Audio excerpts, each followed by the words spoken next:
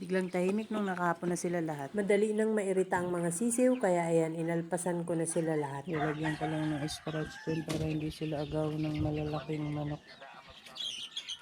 Dito ko lang sila sasanayin sa kubo. Mabilis din kasi lumaki ang mga manok pag alpas. Kaya binawat kakaunti lang ang malalaking alpas. Kaya ayan, inalpasan ko na din sila. Mga gala na ang mga sisiw. Ayan, pati yung dalawang cockerel na nasa fly pen, inalpasan ko na rin. At ito yung mga sisiw. Pag nagugutom sila, napasok lang sa scratch pen na lalaki ang butas. Nilagyan ko ng scratch pen sa may bakod para hindi sila makalabas. Mukhang mas maganda sila kapag alpas. Mas magana silang kumain. Hindi pati sila nalayo dito sa kanilang kinakainan. Paikot-ikot lang sila dyan sa paligid nito. Nilagyan ko ng sapin yung ibabaw para dyan sila hapon mamayang madilim na. Mag-aalas 6 na. Nanunuka pa rin ang mga sisiw. Sinasaid nila ang kanilang patoka. Yung kabila, nasaid na. Lumipat na naman sila dito sa kabila. Babantayan ko ito ngayon. Titingnan ko kung saan nga hahapon. Naghahapon na yung medyo malalaking alpas. Nagsimula na rin sumiyap ang mga sisiw. Ayan, nagsisiyapan na. Ayan ang mga sisiw, kagulo. Yung iba humapon na dun.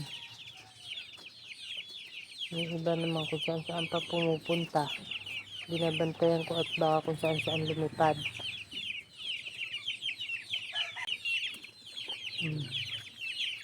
Lumilipad kung saan saan. Susunuran sa akin kung saan ako napunta.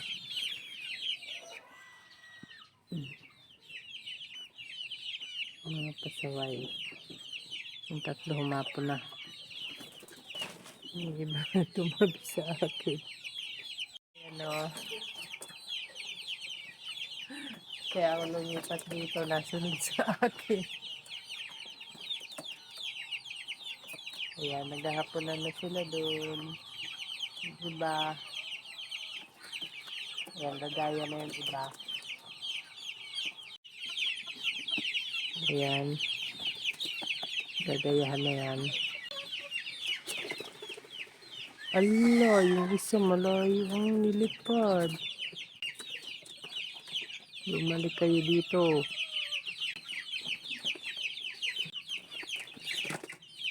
Ayan, magsi 6:30 na. Nandun na sila lahat sa ibabaw ng scratch pen. Bibilangin ko na lang yan mamaya. Kung kompleto. Ayan, tahimik na sila. Ayan, kukuhanin ko na ang mga sisiw at ilalagay sa pangkal.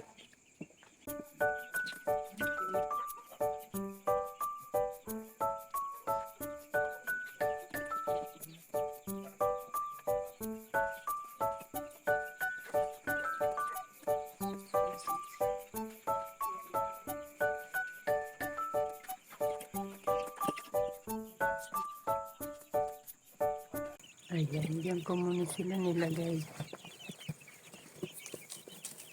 Lalagyan ko lang ng sarap pero hindi ko tatakpan para hindi sila kulog. That's all guys. Thank you so much for watching. Please like, share, and follow for more. Bye!